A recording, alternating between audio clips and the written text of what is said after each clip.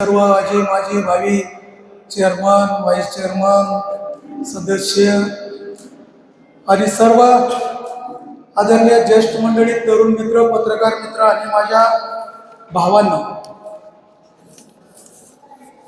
आपल्या सर्वांनाच हे कोरडं पडलंय की आजची राजकीय परिस्थिती पाहिल्याच्या नंतर ठीक आहे, राजकारण म्हणून माझं कोणीच काही करू शकत नाही, पण अशी परिस्थिती झाली आहे की आता सत्तेत बी तेच आणि विरोधात बी तेच. म्हणजे विरोधकाची भूमिका सुद्धा सत्ताधाऱ्यांनी बजवायची आणि सत्तेचा फायदा सुद्धा त्यांनीच घ्यायचा आणि अधिकारी तर घरगडीत झाले त्यांचे. गुलामगिरीच्या काळामध्ये सुद्धा ही अशी परिस्थिती असेल का? या बाबतीत आपण जर विचार केला तर आता जे विरोधात मतदान करतायत, विरोधात नेते उभा टाकतायत, त्यांना इथे राहण्याचा, जगण्याचा अधिकारच नाही की काय? अशा पद्धतीची वागणूक आज महाराष्ट्रामध्ये होत असताना ठीक आहे, दोन पैलवानांची कुस्ती असल्याच्या नंतर पराभव तर एकाचा होतच असतो. सामना कुस्तीमध्ये एखाद्या वेळेस समान सुटतोय, पण निवडणुकीमध्ये एका मतानं का होत नाही, कोणतर विजय होत असतो. मग ते पराभव होणाऱ्यांनी, त्याला सहकार्य करणाऱ्यांनी या मतदारसंघात राहायचंच नाही का? त्या कार्यकर्त्यांनी काम करायचंच नाही का? त्या अधिकाऱ्यांनी विरोधाचं ऐकायचंच नाही का? ही भूमिका घेऊन काम करत असताना अनेकाला निलंबन करणं, अनेकांना धाक दाखवणं, तुझी गडचिरोलीला बदली करतो, तुझं खानदान जो माझ्यासोबत नाही राहिलं तर तुझं जुगणं मुश्किल करतो. कार्यकर्त्यांची तर काय अवस्था आहे आज? ठीक आहे, जे पदावर बसले त्यांच्याबद्दल मी काही बोलण्याची गरज नाही, पण तुमच्यात सामर्थ्य असतं तर तुमच्या कार्यकर्त्याला पद द्यायला पाहिजे होते ना. आज कोण सत्तेवर बसले? आज जे काही सभापती झाले ते सगळे आपलेच कार्यकर्ते झाले. मग तुमचं काय? जशी भाजपची अवस्था झाली आहे त्याच पद्धतीनं या मतदारसंघामध्ये, आपल्या जिल्ह्यामध्ये जे सत्तेत आहेत त्यांची सुद्धा तीच अवस्था या ठिकाणी झाली. आणि म्हणून आता ठीक आहे, पूर्वामी विचार, शाहू फुले आंबेडकरांचं नाव घेऊन राजकारण करणं हे स्वाभाविक आहे, एक विचार आहे, पण ते विचार त्यांच्यासोबतच जणू काय त्यांनी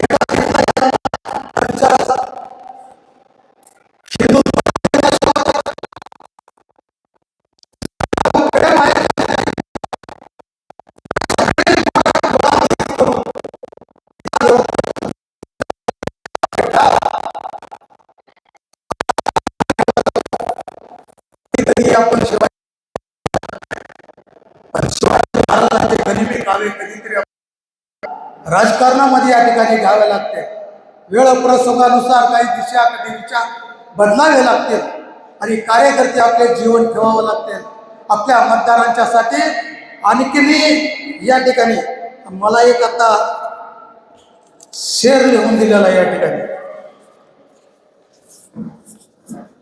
अभी गनीमत है सब्र मेरा, अभी लबालब भरा नहीं हो, वो मुझको मुर्दा समझ रहे हैं, उन्हें कहो अभी मैं जिंदा हूं.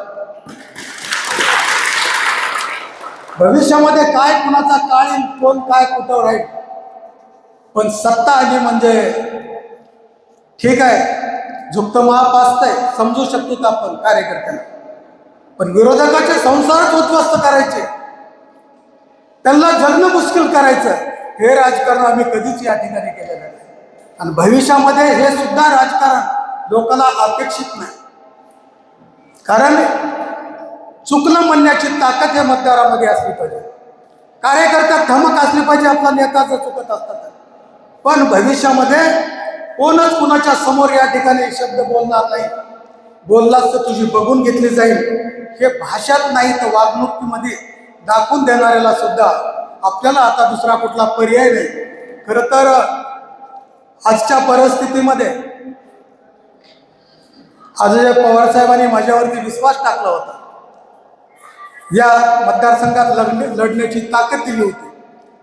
पण जिल्हा परिषदच्या निवडणुकीमध्ये आपल्या सर्वांनाच माहिती आहे की महाराष्ट्रामध्ये हे दोन्ही पक्ष एक झाले. एक झाल्याच्या नंतर आम्हीच सांगितलं, फक्त अहमदपूरचं सोडलं दुसऱ्या जिल्ह्यामध्ये प्रत्येक पवार साहेबांच्या कार्यकर्त्यांना आम्ही सांगितलं होतं की तुम्ही घड्याळ चिन्हावरती या ठिकाणी निवडणूक लढवा. कारण वरून असे आपल्याला आदेश आहेत की आपले दोन्हीही राष्ट्रवादी, अजितदादाची राष्ट्रवादी असेल आणि पवार साहेबांची राष्ट्रवादी असेल, त्या दोन्ही राष्ट्रवादी आता आपल्याला एकत्रित या ठिकाणी येण्यासाठी जे आपल्याला आदेश आहेत, त्या निमित्तानं आता दोन राष्ट्रवादी एकत्रित आल्याच्या नंतर ठीक आहे, इथं ते चांगल्या पद्धतीने वागत असतात, आम्ही विचार केला असता चला काय ते ठीक आहे, आमदार आहेत तर आपले कार्यकर्ते म्हणून या ठिकाणी आपण त्यांना सहकार्य करू, पवार साहेबांचे कार्यकर्ते म्हणून. पण आपल्या सर्व मतदारसंघातल्या सर्व कार्यकर्त्यांना, या मतदारसंघातल्या जनतेला सर्वांनाच या ठिकाणी माहिती आहे आमच्या आणि त्यांच्या स्वभावात. मागच्या वेळेस भारतीय जनता पक्षासोबत मी होतो, 9 सदस्य निवडून आणले होते, 11 पैकी 9, आणि ती सगळे भारतीय जनता पक्ष, कारण मला असं वाटत होतं की आता आपण एकत्रित आलो, यावेळेस भारतीय जनता पक्षाच्या लोकांना बाबूरावजी त्यांना सुद्धा कुठंतरी समजलं पाहिजे. पूर्ण त्यांचा गड उद्ध्वस्त करून टाकला या मतदारसंघामध्ये. आता आमचं तर ऑलरेडी त्यांच्यासोबत गेल्यासारखं झालं. आणि मला स्वभाव आहे, कुणासोबत तर पक्षात गेल्याच्या नंतर त्याच्यासोबत काहीतरी 2 हात करत बसल्यापेक्षा एक वेगळं व्यासपीठ आपण जर आपल्याला मिळालं तरच या मतदारसंघामध्ये काम करण्याला आपल्याला या ठिकाणी संधी मिळेल. आणि ते व्यासपीठ आता आपल्याला आणखीन आपली काही चर्चा झाली नाही, पण आपल्या सगळ्यांच्या सांगण्यातनं जर शिंदे साहेबांकडे जाण्याचा जर निर्णय आपण या ठिकाणी घेण्याचं ठरवलं तर मला वाटतं की आपल्याला मोकळी हवा मिळेल, मोकळ्या पद्धतीने या ठिकाणी काम करता येईल. पुन्हा तेच घुसखोर, पुन्हा एकमेकाच्या विरोधामध्ये. आता आम्ही राष्ट्रवादीमध्ये येतो, अरे आमचं जमतच नाही तर तिथं जाऊन आमचं कसं संसार लागणार, बरोबर आहे का नाही? का जमणार आहे? आणि म्हणून कुठला तरी निर्णय या ठिकाणी घेणं आवश्यक आहे. आता ज्या दुसऱ्या पक्षात आपण जायचा प्रयत्न करू तेच लाईन लावून आहेत. मग आपण माझे मुस्लिम बांधवांना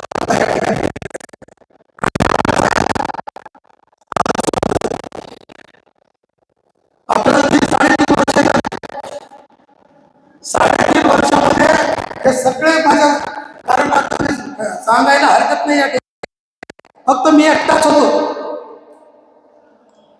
बरोबर आहे का? की नाही आपण आहे तिथंच राहायचं, इथं राहूनच आपण लढू. पण सगळं सैन्यात निघून गेल्यावर मी एकटा काय करणार आहे? आणि सैन्यही गेलं तर माझी अडचण नाही, पण त्या सैन्याला वागवत असताना आज काय परिस्थिती आहे? आपण जरी एकत्रित गेलो तरी आपल्याला सवतीच्या लेकरासारखा वाय तर आणखीन या ठिकाणी अस्पृश्य कोणी समजत असतील तर मला वाटतंय की मग मी राजकारण करून कार्यकर्त्याला वाऱ्यावर सोडून मी पाप केलं का? आणि ह्या पापाचं प्रायश्चित भोगल्यापेक्षा 2 हात या ठिकाणी पुढे येऊन कार्यकर्त्याला बळ देऊन, आता तर काय सगळे पक्ष सत्तेत आले, जे सत्तेत नाही त्यांना सुद्धा शाहू फुले आंबेडकरांच्या विचारामध्ये ज्यांना गोपीनाथराव तुम्हाला काम करायचं असेल, तुम्हाला कधीच आम्ही काही वेगळं समजत नाही. ज्यांना कुणाला यायचं, कुणाला आग्रह माझा बिलकुल असणार नाही. ज्यांना कुणाला यायचंय त्यांनी आमच्या सोबत या ठिकाणी यावं. ज्याला कुणाला यायचं नाही, तुम्ही आमच्याच आहे. तुम्ही जिथं असाल तिथं खुशाल या ठिकाणी राहा. पण आपला बाणा जे आपल्याला स्वाभिमान या ठिकाणी डॉक्टर बाबासाहेब आंबेडकरांनी दिलेला आहे, ते स्वाभिमान घाण ठेवून तुम्ही कुठेही फरफटत जाऊ नका, अशी या कार्यक्रमाच्या माध्यमातून आपल्याला विनंती असणार आहे. आणि खूप जड अंतकरणाने या ठिकाणी सांगावं लागेल आदरणीय पवार साहेबांना, कारण कुठल्या तोंडानं काय सांगावं मी पुन्हा विचार केला. आजपर्यंत ही माझी मनस्थिती झालेली नाही, पण आता सगळंच जर या मतदारसंघात बेहाल करत असतील, सगळ्यांनाच बघण्याचीच भाषा करत असतील, तर कठोर कुठंतरी या ठिकाणी निर्णय घ्यावा लागणार आहे. शिवसेनेमध्ये आणखीन एक आपल्याला फायदा होईल असं मला वाटतंय, कारण तरुणांचा ओढा मोठ्या प्रमाणामध्ये शिवसेनेमध्ये मला वाटतंय झुंबडच्या झुंबड या ठिकाणी एक तरुणांची या ठिकाणी फौज आपण या ठिकाणी तयार करावी लागेल. आणि त्या माध्यमातून लोकांची कशी सेवा करता येईल. भविष्यामध्ये आपण गेलोत म्हणजे फक्त आमदारकीच घेण्यासाठी गेलो अशी परिस्थिती नाही. मला काय आमदारच झालं पाहिजे ही माझी हौस नाही. जर त्यांनी युतीचा धर्म पाळत राजकारण केलं तर भविष्यामध्ये सुद्धा एकमेकाला सहकार्य करण्याची भूमिका राहील. आणि पुन्हा मागच्यासारखंच वागायचा प्रयत्न केला तर पुन्हा दोन हात करण्याची सुद्धा ताकद आपल्याला तिथं राहूनच या ठिकाणी तयार करावी लागेल. आणि त्या पद्धतीनं सगळ्या कार्यकर्त्यांनी आता आमचं काही नाही, माझं कोणी ऐकत नाही, हे भूमिका आता डोक्यातून काढून टाकून जिथं कुठं कुणावर अन्याय झाला ग्रामीण भागातील जनतेवरती त्या ठिकाणी आपण सर्वांनीच या ठिकाणी नुसतं, कारण सगळ्या गोष्टी हात घायला येऊनच होत नाही. कधी कधी आपलं वर्चस्व, आपल्या विचाराची ताकद वाढवली पाहिजे. त्या दृष्टिकोनातून आपल्याला या ठिकाणी निर्णय घ्यायचा आहे. आज काही आणखी लोकांना मला भेटी घ्यायच्या आहेत. आजच आपण निर्णय घेणार आहे तशी परिस्थिती नाही.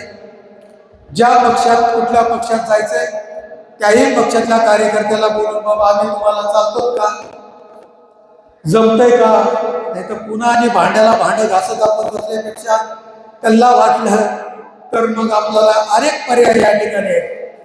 अशा दृष्टिकोनातून आपण या ठिकाणी प्रयत्न करू. आता विचाराचं राजकारण, आता काही तर कोण म्हणते शाहू फुले आंबेडकरांचा महाराष्ट्रातला विचार याच लोकांनी नाव घेऊन डॉक्टर बाबासाहेब आंबेडकरांचे विचार, छत्रपती शिवरायांचा बाणा आज कोणी सोबत घेऊन फिरते अशी परिस्थिती दिसत नाही. स्वतःच्या स्वार्थाच्या साठी हे सगळ्या खटाटोपी या ठिकाणी चालल्यात. मी प्रामाणिकपणाने या ठिकाणी सांगतो की मी आणि आपल्याला आणि सगळ्याला जरी कार्यकर्त्याला माहीत नसलं तर जवळपास 400 मतदारसंघ 29ला महाराष्ट्रामध्ये विधानसभेचे होणार आहे. लोकसभेचे मतदारसंघ वाढणार आहे, आरक्षण पडणार आहे. त्याच्यामुळं कुणी भाषण लावून आता माझं कोणच घेणार नाही, मी कायम अजन्म आमदार राहणार आहे, हे आता स्वप्न ज्याचं असेल त्यानं काढून टाकावं. मी एक कार्यकर्ता म्हणून राहील, कार्यकर्त्याला न्याय देण्यासाठी मी प्रामाणिकपणानं काम करेल. ही भूमिका घेऊन जर काम केलं तर मला वाटतं की जास्तीत जास्त या सत्तेचा फायदा आपल्या मतदारसंघातल्या जनतेला कसा करून देता येईल या दृष्टिकोनातून प्रयत्न करावेत. एवढ्या मोठ्या संख्येने आपण उपस्थित झाला. खरं तर काल दुपारी 12 वाजता ठरलं मामा की आपण बैठक घेऊन काय म्हणणं आहे काढून द्या. उगी सगळे मलाच एकट्याला बोलल्यापेक्षा आणखीनही कुणाच्या मनामध्ये किंतु परंतु असला तर मोबाईल नंबर तुमच्याकडे माझा आहे, तुम्ही मला मोबाईलवर सुद्धा या ठिकाणी सांगू शकता की साहेब असं नाही असं करा. तर ते सुद्धा आपल्या सूचना या ठिकाणी सगळ्यांच्या आपण ग्राह्य धरू आणि त्याच्यानंतर आपण या ठिकाणी निर्णय करू. हा निर्णय झाल्याच्या नंतर आपण पुढची रूपरेषा असेल किंवा पुढं कशा पद्धतीनं प्रवेश आपल्याला इथं करायचा आहे का करायचा नाही का आणखीन कुठं करायचं आहे या बाबतीतला निर्णय आपण थोड्याच दिवसात या ठिकाणी घेऊ.